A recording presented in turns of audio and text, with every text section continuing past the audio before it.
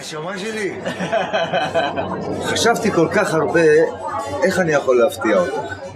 הרי את ילדה שמקבלת הכל ומחזירה המון אהבה, ואמרתי שיש לי משהו שהכי הכי הכי יפתיע אותך, ולא חסכתי במאמצים והצלחתי לגלות את האביר שלנו, שלי ושלך, אני חושב מגיל 13, כשהיית בגיל 13.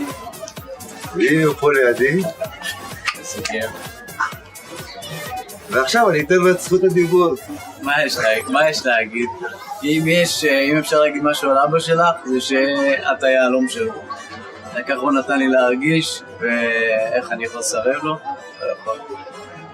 שיהיה לך מזל טוב.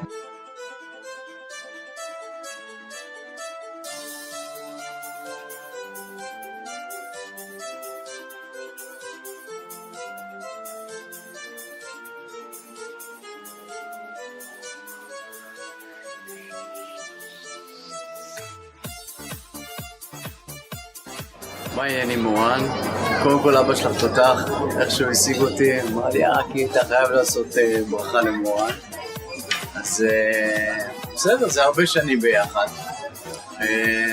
מקטנות לבשלות, מה שנקרא. ואני מכיר אותך רק מהסיפורים של אבא שלך.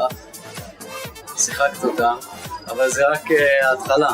כי במסע של החיים, יש לנו פה עד 90 בעזרת השם, נראה לי שלא צריך יותר מזה, 90 בריאות ככה טובות זה מספיק. יש לך עוד הרבה יעדים לכבוש, והיעדים החשובים עוד לפנייך, כי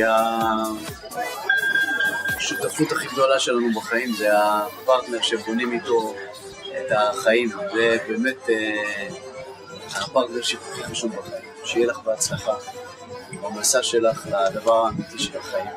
תמשיכי להיות מוצלחת ומטאור כמו שאת, ואני מקווה שהקלסרים שראיתי, שהיית מראה לי פעם עם כל התמונות וזה, שיהיו תמיד חומר בשבילנו